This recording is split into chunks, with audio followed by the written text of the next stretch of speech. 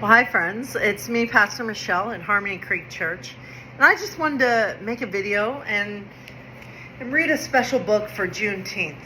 I know that we did not really do much in service on a Sunday for Juneteenth, but I know that some of our members did show up for the Juneteenth event this past Thursday in Kettering, and for that I just want to say thank you. But I wanted to take time, even if it's past Juneteenth, I wanted to take time to share with you this story. And it's called The Night Before Freedom. And so it's all about Juneteenth. And so, because it's always the right time to hear a story about freedom. Is Grandma going to tell the story? I asked Dad as the last float in the parade passed by. She sure is, David, said Dad. It wouldn't be Juneteenth if she hadn't. I can't wait, I said. We had come to celebrate Juneteenth with our relatives in Galveston, Texas. All day, there had been parades, speeches, and lots of food and music. It was a time to remember June 19th, 1865, the day when the news of the Emancipation Proclamation arrived in Galveston. Now, my family was gathered at Grandma's house. Aunts, uncles, and cousins were waiting for her to tell the story of the first Juneteenth, when her grandmother, Mom Bess, was only 6 years old. Grandma still remembered the story just the way Mom Bess used to tell it. At last, Grandma eased into her rocking chair. It was time. We kids rushed over and sat on the floor around her. Everyone, young and old, hushed as Grandma got a faraway look in her eyes and began. 'Twas the night before freedom, and all through the South, long whispered rumors had spread, word of mouth. It's coming, I heard people say. Emancipation is coming our way. Freedom was something that I'd never seen. What would it look like and what would it mean? A rainbow, some said, would appear sea to sea, and then we'd sprout wings and we'd fly away free. While Mama and Papa slept soundly in bed, visions of liberty danced in my head. The very next day was the 19th of June. Freedom arrived at the stroke of high noon. It came on a horse, just as simple as that. A stranger approached with the tip of his hat. Hear ye, he cried, and we knew right away. Somehow we knew that today was the day. He held up a scroll as he gathered around. Some left behind tools they had dropped on the ground. At first I stood still as the man slowly read. Then I trembled with joy at each word that he said. People of Texas, by this proclamation, you are hereby informed of your emancipation. This involves absolute equality. You are now, henceforward, and forever free. As the man on the horse read the words on the scroll, a burden seemed lifted from each tired soul.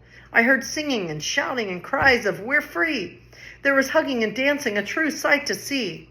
Papa swept Mama right off her feet, then spun me around as my heart skipped a beat. But no rainbows appeared, no one took to the sky. I cannot understand why, so I asked Mama why. Bess, Mama said, smiling, we're taking flight. Freedom means claiming our God-given right to work for ourselves and to learn and to play, to own our own land and to have our own say. The words that she spoke were so simple and clear. I now understand what made freedom so dear. I wouldn't trade all those wonderful things for a bright-colored rainbow or gossamer wings. The riders set out for another plantation and no doubt to witness a new celebration, while we, newly free, had decisions to make.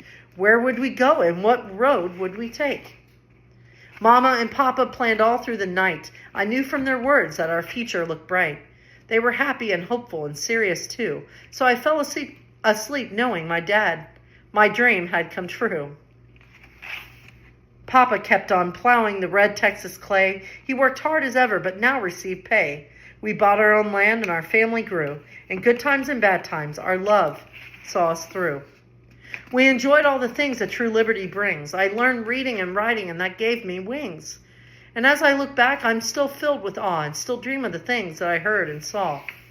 I see all the dancing and hugging and tears, but now in my mind's eye, a rainbow appears, and spanning the rainbow our words all can see. We are now, henceforward, and forever free. And so what a wonderful book. So it's called The Night Before Freedom. And so it is a wonderful book that you could buy for your kids, and it's a great one to read.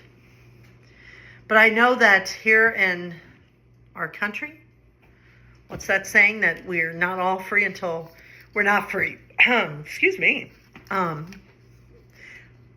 We're not free. There's no freedom until all are free.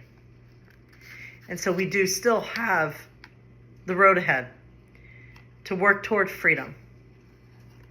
Freedom for all. And so may we continue to be freedom seekers. May we continue to be freedom fighters. And as those who were that helped with the Underground Railroad, because we went to the National Underground Railroad Museum today, I think of all the many people that were conductors of and abolitionists, people that helped along the way. May we learn from them. May we continue in that way of working for freedom for all. And so much love for all of you. And thank you.